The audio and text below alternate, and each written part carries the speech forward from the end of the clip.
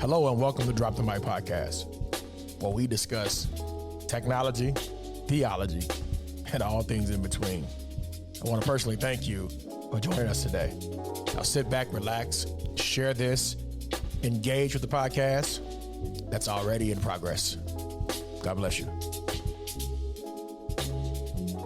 What's up, everybody? This is your boy DK Hammonds, and we're on my podcast, and I have a referred guest today coming to us to talk about how we can center our voices and find our voices in this chaotic community. You don't want to miss it. This is going to be one of those interesting conversations that you need to have for your ministry as well as marketplace. Barbara, we are so elated to have you in the space. How are you doing today? Good. It's so good to see you, DK.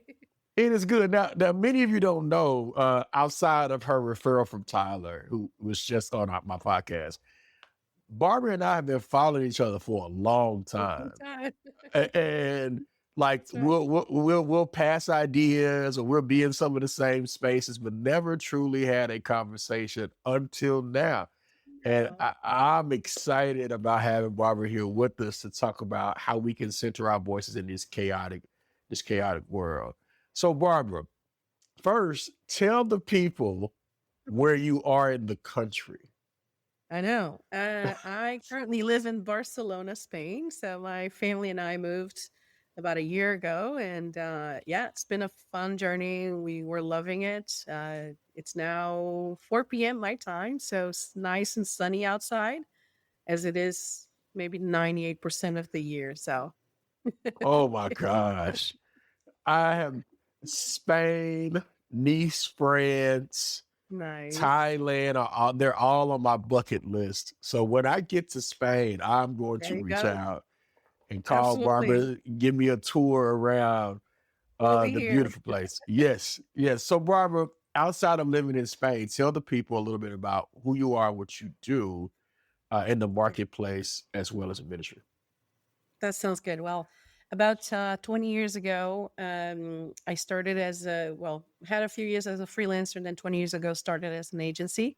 And my focus initially was more websites. We were mostly doing that type of work. And then things started to evolve into things more strategic. And I think what I noticed was that anybody could design a website, but there are some pieces that really made a difference. The way we would express ourselves, the content, the tone of voice, like there are things that for whatever reason made some websites successful and some not so much. And so out of curiosity and just experience over the years, I moved more into a strategic kind of, role. And so nowadays we would say we are a branding and communications agency.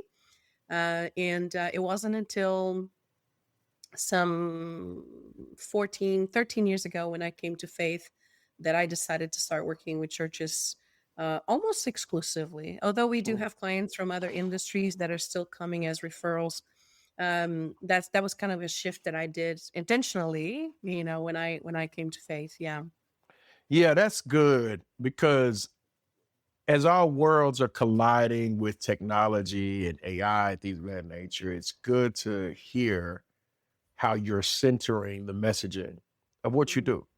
And ultimately what we do is we tell stories through branding and through communication, whether that be in ministry or the marketplace or whatever the case may be, that we're helping refine the story. And so that is definitely good. So let's see. When you think of knowing your voice, what does that mean to you as a communicator, as a person that is a Christ-centered individual? Wow. It's so funny that you asked that question. I don't think anybody has ever gotten that deep and so fast. So I'm glad you went there. I mean, it's actually exciting. So here's the reality. I think sometimes we go into communications and branding and, all the things we have to do, marketing and whatever. And we're just like, okay, well, let's try this out and see what happens. So there's a lot of that, which is quite common because, I mean, honestly, pastors and leaders should know how to do that. From the get-go. They should be doing something else. But, I've been in communications for so many years. That was the degree that I got. And so I think what's important about understanding your voice is that I believe, this is me, I believe we all have a very unique voice and there's something that we can bring to the world that is unique. But when I think of an organization, especially a church, I do believe that churches have a movement inside of them, and with that movement comes a language. With that language comes a sense of belonging. That language actually helps solidify. And so, I don't know about your church or the churches you've been a part of, but there are probably a few words or language that you probably heard often inside of your church that maybe you don't hear in other churches, and they could be something super simple. But for example, there's this one church in Dallas that we worked with, and one of the things they say often is like, "We grow people, we grow Mm-hmm. people," and it's so easy, it's so short, it's so portable that other people start saying that, and so you may not hear that in any other church. Doesn't mean they're not growing people in other churches, but for whatever reason, there was something about that church that was so easy to transport through language. And so it's when you identify what is at the core of your church, what is at the core of your brand, what is that like raw DNA that doesn't need to be polished, it just needs to be revealed. Mm-hmm. It's really easy to then kind of, behavior will follow. And if I can add another layer of depth to the question, I think that's what God does. He spends so much time focusing on our identity more than our behavior. And so to see that God wants us to understand who we are, because he knows that if I understand who I am, I will therefore behave and go in a certain direction, right? And with brands is no different. So if a church as a whole, if the vision, the DNA, the heartbeat is clear, then everybody will beat with the same rhythm. Yeah. Mm. I love that you said that, because language is such an important part of what we Yeah. do. Some spoken, some not spoken, some Yeah. having to be some that's emerging, that's just sitting there that we have Yeah. to go and find or refine and things of that Yeah. nature, and become less of a house of brands, as Katie would say, and more of a branded house.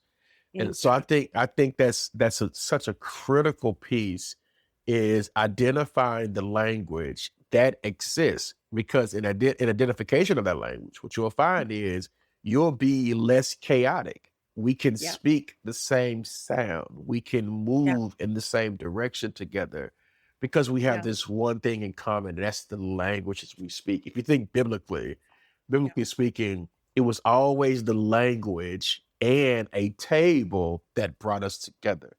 And so if we Yeah. use those two things, we're able to do a lot in marketing and media, I feel. So Yeah. that Yeah. being said, I think we answered my next question, was what anchors this identity? And I Yeah. think the pillar of what anchors identity in when it comes to branding, if I may answer, is language, Mhm. color palette scheme, Yes. and how we readily communicate. Now, with Yeah. that being said, is there anything I'm missing that you would want to add to how we can anchor that said thing? Yeah. So, in a way, I think you're spot on in the things that you identify because uh, starting with, by the way, I think most people start with pixels, and I think they need to start with words. Yeah. So Yes, language is yeah. by far it needs to start there, and so language is one of those big components, in my opinion. So language. Uh, Internally we actually create what we call a language blueprint that is similar to what a Mm, mood board will be for visuals. So in a mood board you would collect graphics, maybe fonts, things that you kind of, and you create that little vision board that is visual. But when it comes to language, we have nothing. Sometimes we have a 60-page, you know, guide on mm, and I'm like, nobody's gonna read that. So, and it's not a style guide. The language blueprint is something way shorter. mm, Generally, it's one page. And so that one pager, in many ways, is will include a few components, at least for us. The first thing you will include is the tone of voice. yes. And you don't have to go too far, honestly. Go through a list of adjectives and see, okay, what fits our church. Yeah. There are exercises to find it. But at the same time, it's like, don't overcomplicate it. What is the type Mhm. of home that you want to have? And then one thing that I really, really think makes a huge difference, and this is one of the other elements that we find uh, very, very much a pillar, is what we call a manifesto. Mm. So when you think of churches like, I mean, how many of us have sat down for like a vision mission statement exercise and now it's like, okay, it's beautiful. Okay, now who Yes, can yes. repeat that without reading it? Nobody can repeat without reading because it's it's nice and fancy, but it's like no one knows how to say it. And try Mhm. to say that to a kid, right? So what happens with vision mission statements is that they look very pretty on paper, but then how does that look like in real life? How do we take those to action? And when it comes to a manifesto, they're actionables. And so we normally create a list of five. Not that there's a magic number there, like you can do 3, 5, 7. I think that above five for us, over 40, it's hard to remember. So Yeah. I tend to keep them at five. But think of five actionable things that define your people, define your church. Uh, we even joke and say, we should be able to hire and fire people based on these actionable items. Mhm. And so, for example, for us as a company, one of our first manifesto items is we help first. And so, if something goes wrong, if somebody needs help, we don't point fingers. We don't say, "Well, it's not my fault." Oh, I'll take care of that on Monday. Like we help. We first help, and then we figure out, okay, what went wrong? How can we fix this? Who should have done something that didn't happen? Like, but until the problem is solved, there's no pointing fingers, there's no fixing anything. And so that is one principle that I would say I would hire and fire people based on that. Yeah. Mm. Yes. For a church, you may not need to be that extreme, but I would say maybe your actionable items in that manifesto will be items that will help people identify if they want to be a part of what you're building. Yes. So, one of the churches we work with, one of their actionable items is to love generously. Okay, well, if a person that is trying to join your church or thinking about joining your church, if they don't agree with that loving generously is something that they want to embody, they will notice it, right? It's something that will be visible to them because if the whole church is loving generously, they will either feel like out of, like a fish out of water, or they'll just like, this is not for me. Now, I'm finding it really hard that somebody would be opposed to loving generously. But once you get to your manifesto items, you're going to notice that some people may actually say, not me, and I'm out. And that's okay. Mhm. So I think the manifesto is a huge pillar, and we put it inside of that language blueprint as well. And then the final piece, again, we do have the visuals. They're very important. Color palettes that like give that visual perception of what you're trying to communicate, the tone of voice, your manifesto, and then one last piece is what we call your movement. I Mm. mean, I can sit with dozens of churches and everybody will tell me that their mission, most of them will have a very similar mission and they will pretty much quote something in Matthew, right? If you know what I mean. Yes. So Mhm. there's it's very, very easy to figure out, okay, yeah, we're all on the same boat. Everybody's rowing in the same direction.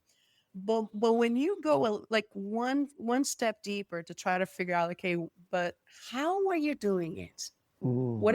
What is it about you that, why are you doing it this one way? You're going to find that there's a different movement inside of each one of these churches.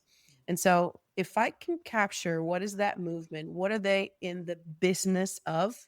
I think it would be interesting to realize that there's such a uniqueness. And I've put at this stage maybe 120 churches and ministries through our whole process. And I have yet to find two that have the same movement.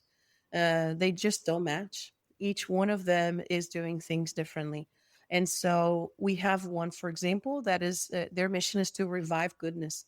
And so, well, if what does that look like in real life? Well, they believe that especially in their area, this is a church in Tucson, Arizona.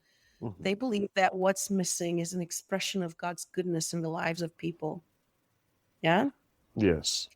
If you go to a wealthy area of the country, they may not feel it as much. And Mhm. so this church, even though the mission is the same, the way that they're entering the community, the way that the community is experiencing them is because they're reviving God's goodness in that town. And I'm sure there will be other churches in that same city that would be doing it differently. So Yes. I think if you can capture what's your movement, and here's the cool thing about the movement, it will outgrow you. It should outgrow your church. Your leaders will pass away, some leaders will go somewhere else, and that movement will still exist. Maybe you don't have a building in 5 years. Maybe, church will be very different in 20. Your movement remains. Oh my gosh. This is so rich and so good. I wrote down 4 words that I think recap beautifully what you said. This is going to be powerful, and whoever is listening, you need to go back and replay exactly what she said and apply it to your ministry context or your marketplace context. Here's what I wrote down: mission, movement, manifesto. And what you didn't say that rhymes is motion. There you go. I love it. It's motion. So if we can identify those 4 areas, we can crystallize your voice, Yeah. determine its direction, language, how it communicates, and then now we could potentially set this forth to the earth so people can engage it and partner with it. And so Yeah. your process and thought sounds like Habakkuk. Mm. It is literally a person running in the field of life, seeing this billboard with these 4 things on it, and able Yeah. to keep running Mm. to wherever the next destination is to tell that next person about the vision and victories of that same community. That's what it sounds Yeah. like. And so I'm helped by that as a business owner myself, who's in, kind of the same line of work. It is always intriguing to me that people want us to do this huge work, but not identify these 4 spots Yeah. that will aid us in the work to continue it further, which Yeah. leads to the next question on Let's how do it. that and how that creates chaos. And so Yeah. how does one then, with all of those beautiful pinpoints, help Yeah. minimize the chaos, crystallize the voice so that it can shift and cut through the noise? How Yeah. could one do Yeah. that in ministry? So there's a very clear strategy that I can share with you that I think has been successful, and I'm going to use again the same example that I just told you Sure. about reviving goodness. So, if reviving goodness is my movement, then when I look at the manifesto, most likely there's something about that movement that will be reflected in the manifesto. But then let's take it into the graphics, right? So, if I'm talking about God's goodness and I'm speaking to a community that maybe doesn't see it in their lives, I can immediately think of maybe softer tones that I'm going to use in my color palettes, for example. Mm, Yeah. So you can mhm, already see it expressed. And so now you're no longer going to have somebody sitting at the table saying, well, but I like purple. Well, but I like blue. Well, but my daughter likes, because it removes that element of personal preference. And what it brings is, what are we trying to actually communicate to those outside? And so you start by removing the noise at the internal level, because that needs to go first. Yeah. mhm, And so, and then let's think of other things, like if I say that our movement is to revive goodness, then some of the taglines that we start using in the manifesto, items that we start creating, is, for example, goodness is for you. And so when you go to their website and you first open their website, it says goodness is for you. mm, If you go to their signage outside of their building, it doesn't say who's the pastor or what time they meet. It says goodness is real. And so the message, the movement, the language, it becomes so portable. And here's how you start seeing that noise diminish, is because it's so portable that people will say it when you're not around. So the pastor is not the only person saying, uh, goodness is real. Now, somehow it's so easy to repeat that other people in the church will start representing that movement, first because they embrace it and they want to live it out, and mm. second because it's so portable. Language is what makes it portable. Yeah. And so the more I can reach other uh, kind of like, let's clone the pastor in a way, right? Let's have other people represent the same message. And now, again, let's go back to visuals for a bit. If I'm focusing on representing the goodness of God, then I have a filtering system. I can look at something and say, well, and I always like to create this question actually. So when we focus on capturing the movement, we also create a filtering question. And so if my movement is to revive goodness and I look at the website, I need to think, is this website Mm, reviving mm, goodness mm. in the lives of people? Is this brand reviving goodness in the lives of people? Is this newsletter reviving goodness in the lives of people? And so instead of saying, did we put all the events there this week? I can then look at the newsletter with a different eye, a different lens. And so the key is for all of us to have the same lens. And so when you have a lot of noise, it's because we're all reading a different thing into the reality that we have for our church. And but if we all have the same lens, the same filtering question, it doesn't matter if you're doing a social media post, it doesn't matter if you're designing something. Every time we're going to pass it down that filter. Yeah. That's so good. That what comes to mind when passing through the filter is a couple of things. I can hear a previous person that I work with talk about fidelity of brand Hmm. and what that means in terms of brand cohesion and how we don't alter said brand, how we make necessary changes that will not make the messaging milky, but make it strong and consistent and cohesive as Yeah. we do what we do.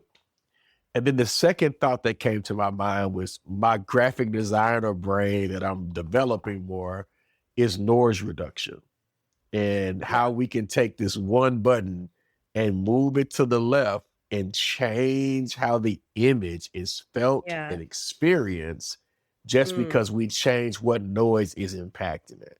And mm, that's what you're saying in our mhm. language and in the manifesto.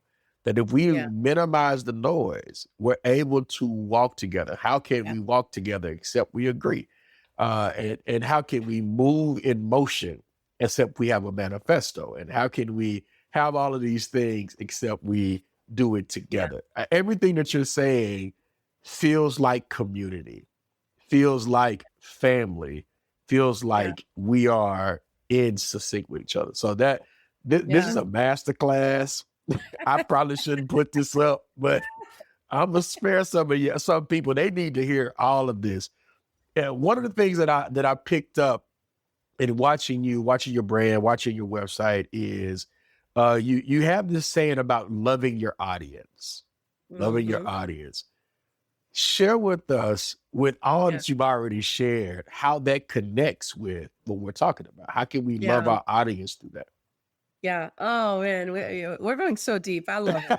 Yeah, that? I really do. I really do. I love that you're going exactly where I think we need to go because, it's so easy to talk about branding and marketing communications at the surface level and the practicals Yeah. and I mean, trust me, YouTube is full of things that you can watch Mhm. to get those things going. But I think we can inspire the world. Like the way that branding is done and executed at your church level should be inspiring how other people do branding Mhm. because I mean, we're the only ones with the inspiration of the Holy Spirit to begin with, So Woo. let's bring that into the world and say, hey, and I can't take claim for anything that I'm saying to you because I remember clear experiences in trying to design something and receiving this kind of like a download from God saying, hey, this and then this and then this. So it's like DK, God has woken me up at 4:30 in the morning to give me someone's manifesto. Yeah. So Mhm. So, Mhm. that's I think we have something that the world doesn't have, and so instead of inspiring from them, I think we can inspire them. Mhm. But let's go back to your question. So, when I think of loving my audience, the world talks about audience in a way that is very desensitized. Yeah, it's this very like, oh, this like faceless mess of people somewhere around there. Like it's just an abstract construct, and so there's no faces, there's no names, and we all have heard. how other nonprofit organizations in the past have, like, I mean, you don't have to go too far when you think of Compassion International. Here's the name of the kid, here's the photo of the actual kid you're going to sponsor, right? Why? Because as soon as we have a face and a name, now they're humanized. Yeah. It's no longer these many kids out in somewhere, right? Now it's like, oh, it's John. Yeah. And I can see his face. Mm. So when we think of audience, I think the church is still accustomed to thinking in a very abstract way. It's like, oh, those outside, Mhm. right? The Mhm. unbelievers or the ones that are not yet at our churches. So I want us to see them as humans. Like, we have to think that they would sit across the table from us.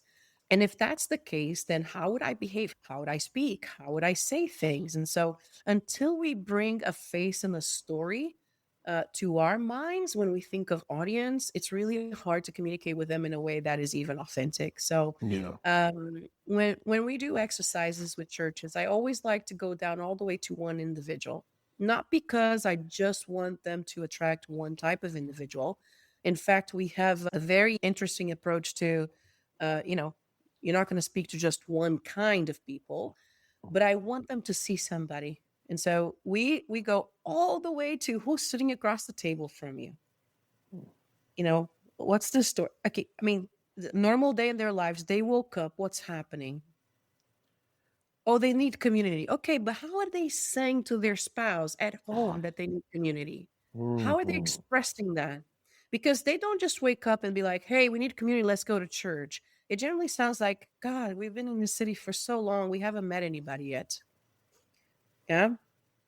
Or, oh, I just feel like it's so hard to get to know somebody that would match our life, our current stage of life. So, Mhm. what are they saying to each other at home? Mhm. If it's a single person, what is that person thinking? So mapping out their emotional landscape, I think, is an important piece. And so I want them to not see audience as, okay, whoever's not at our church is our audience, right? Mhm. that's Mhm. that's the extent of it. And that I want them to start thinking, no, there's John. And John feels very lonely right now, but man, he's so busy though. He spends all day working, he's exhausted. And so, kind of on the weekends, he's looking for something to do with some friends. But the truth is, it feels superficial. He's looking for something a little bit deeper. And I want them to hear someone's story, even if fictitious, but because that brings a sense of compassion. If you can Yeah. see them, you can love them. That's it. You cannot love your audience until you know something about them. Mhm. Yeah. Mhm. And I also believe that some people have been brave enough to say, know your audience, which is good, but brands are not going to love their audience. Christians should. Okay. That that is a powerful, pointed thought process. That even as a business owner, I say, how can we love this audience better Yeah. beyond the capitalistic ways that exist Yeah. Yeah. and more of a very Christ-centered, focused way that Yeah. helps us move the mission of the kingdom? Yeah. That's exactly That right. that that, that okay, all right. Yeah. I think I'm done asking you questions like that Well, I'll, because I'll give you one key point because I want to share one thing that I think will please, help. please. Yeah. And so when I was the big advocate to, like, who's your audience? Who's your audience? And some people even make fun of me for that because I kept asking that question. And I still do, like, okay, Harry, do you like this logo or this logo? It's like, oh, who's your audience? So I'm the one yelling, like, know your people, just know them, figure out who they Mhm, are. mhm, Because a church cannot serve everybody, and we're not called to serve everybody. mhm, And I don't care how many times you say that your church is for everybody, it is not. It is not. mm. But let's go back one step. And so Sure. I used to be a huge advocate of, like, okay, know your audience. Okay, so what are we going to know about them? Oh, they like to play sports, and we would make the list, right? It's like, okay, sports, and they like these type of cars, and then, oh, they spend this much money on this, and it was all great. But then I realized, I was like, okay, well, first of all, what is driving them to our church? And so there's a key human desire that I think is connected to a person making the decision to go to a church. Listen, I will put this on any Christian, even those that are going to a church. You can say, okay, I'm going because of God, I'm going because of Jesus. No, you're going because of a key human desire. Yeah. And you have to figure out what that is. It could be significance, it could be belonging, it could be community, whatever that is. But there's a key human desire because you're human. There's a key human desire that's driving you there. And what's Mhm. interesting is that over your faith journey, that key human desire may even change, which sometimes explains why people move churches. It becomes restless. They become like, they're not feeding me enough. Well, because you came here looking for belonging, and now your pursuit is of truth. And now you Mm. need to pursue. Now, this church is still providing the belonging that you initially needed, but now your pursuit, your key human desire is a desire for truth. And so you may hear people say, well, they're not feeding me enough, or I didn't feel connected. Well, maybe the church you went to gave you the truth that you were hoping for, and now you're looking for, you know, connection. Mhm. And that may be a different church, and that is okay. It could be the Perfectly church fine. next door. Could be the Mhm. church next door, or maybe the one that God is calling you to build. So anyway, long story short, we need to look at key human desires. What is interesting about key human desires is that a 7-year-old, a 17-year-old, a 47-year-old, and a 77-year-old all can be looking for hope. They can all be looking for belonging. And so if I can map out what their emotional landscape is, I no longer have to think about what cars they're buying, how much money they're making, or what sports they like on Sunday. I can simply say, okay, this is their emotional landscape. This is what drives them. These are their longings. This is what their breakthroughs are. This is their mood. And so I can understand this audience that I'm now trying to humanize in a way that is nothing short of human and compassionate. So think of it from this angle. If I'm creating, again, God's goodness, right? So that same church that I was referring to, their pursuit is a pursuit of goodness, but they're not sitting around saying, "Man, I need God's goodness in my life." They may, some of them Yeah. might, but that's not what normally happen. Normally, it sounds like this: "Oh, will life ever get better? Will Mm. things ever work for me? Like, will this ever change? Will I ever be the one to be able to do X, Y, and Z?" And they're experiencing life in this certain way. And so imagine you're again going to work and things are again messed up and relationships are, and then you go by a church and it says, goodness is for you. Mm. And I mean, you can't avoid but to feel that, like goosebumps going up your skin, because I'm not speaking to the person that buys Starbucks and Apple. I'm Mm. speaking to the person looking for goodness. Yeah. So good. Looking for goodness. And you answered the question I was going to ask, and that was, how do we better storytell? Mm. Right. And you Hmm. walked, you already took care of the storytelling You part gotta of it. see them. You You gotta got to see them. see people Yeah. for Yeah. people, Yeah. right? You You gotta got to see you got to see beyond the capitalistic nature of building a brand, but seeing the Christian that they can become. And you absolutely. and you have to have the steps. You got to have the system in place to Yeah. do that. I think this is a conversation that is ageless, that Hmm.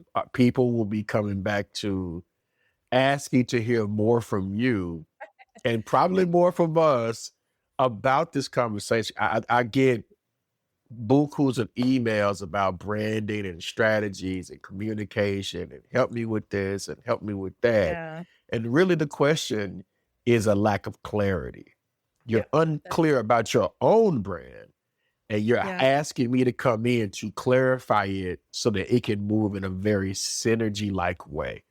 Yeah. And I've done that across a few brands that I don't want to name.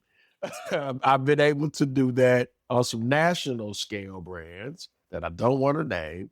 And those things have worked well. But I Yeah. have those components that you just mentioned. Yeah. And I and this thing about cohesion is I'm Yeah. a stickler for it, to make sure that we look, feel the same across every texture Yes. that we can possibly put out. Okay, Barbara, we're 36 minutes in. I know it's 4 o'clock, it's probably family time. Kind of give us some final thoughts of what you see. Now we have AI kind of coming into our Yeah. community, of which I don't think it does disrupt, but it doesn't prohibit what we do. It just makes us Yes. have to work harder. So how would Yeah. you address that even in our community?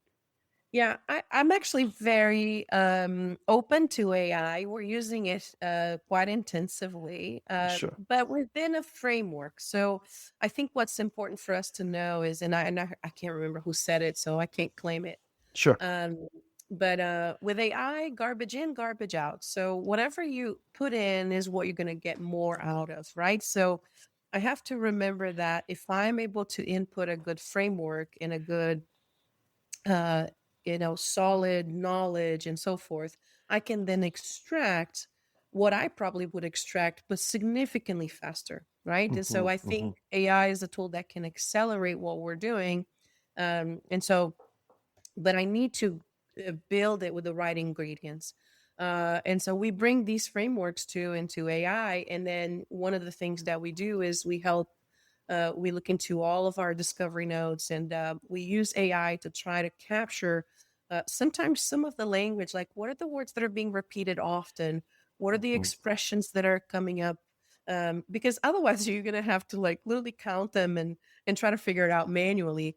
Yep. And it's interesting to see what concepts, some things that I normally ask as well, like what kind of concepts are coming up frequently when they talk about their church. And that's on the strategic side. On the content side, there's a lot of opportunity there to create content. But again, I don't create any content for anybody without their language blueprint loaded. And so Mhm. all of the discovery notes, all of that language blueprint, all of the manifesto items, because it's not sterile. I need to see it in the context of what that church is all about. And so Yes. there's first a loading of all of the knowledge before we even craft anything. And then we polish. So we polish a lot of what's being created to remain faithful to what is there. Visually, we don't use it for much, be honest. Nope. Nope. Yeah, very little. Hmm. It hasn't gotten there, and I don't foresee it getting there because what it doesn't have that it needs a human experience. And what we just determined is, yeah, you can have all the AI tools you would like, but if it's absent of human experience, Yeah, you're going to get the same sterile imagery that you would normally get that looks cool, but absolutely. lacks depth and Exactly. connection. And so that's where Yeah. I see like graphic designers really kind of those who are true to the craft raising up. I see video designers raising up. Just the creative community is able to raise because AI lacks a personality and a human experience that you would have, that your That you eye would would have. be leaned towards. Yeah. So, all Yeah. right, cool. Miss Barbara, how can people find you if they need to find you? Where's your website? The whole Yeah. nine yards. Sounds good. Sounds good. Well, we are at wordrevolution.com, and that's WORD, like the word of God. That's what it means, actually. It's the revolution of the word of God. So, wordrevolution.com. And you can also find me very easily on Facebook. It's my name, but there's a little B in the middle. So, it's Barbara B. Carneiro. Yeah. Yep. And yeah, it's just very excited to help anybody that wants to get that level of clarity. I'm not at all interested in doing all the brands of the world, all the No, churches of the world. no, no. But if there's a bit of clarity that I can bring to a church, one thing we've been considering very much lately is to basically put these frameworks out available for people to start. Mhm. To basically allow other designers to start using the same framework so more people can execute on them instead of Yes. us having to be the team that executes on all of them. So that is never my goal. My goal is not for me to be the team that designs everything. But if there's a way for more churches to think this way and to find their heartbeat, then I am all for it. So that's one of the reasons why I love podcasts like yours, where more churches can hear about Mm. how we've been doing branding for churches. And yeah, so but if there's any way I can help, just reach out. Yes. Yeah. And she also helps with speaking. So if you want to need some help with speaking and clarity, she's Yeah. the lady for that. Listen, you guys, this was a masterclass. I took great notes. I've learned from the guru. I'm going to apply it to my business and churches that I work for. You guys need to do the same thing. And if this blessed you, go to her inbox. Let her know how much this has impacted your life, your ministry. I'm sure she would be encouraged by that. And again, y'all continue to follow us. dkhammonds.org is my website and my brand. Love to connect with you, partner with you as well in any shape, form, or fashion, whether it be communication, branding, or design. We're here to just be a beacon of hope to those who need it the most. So love y'all. Thank y'all. Peace.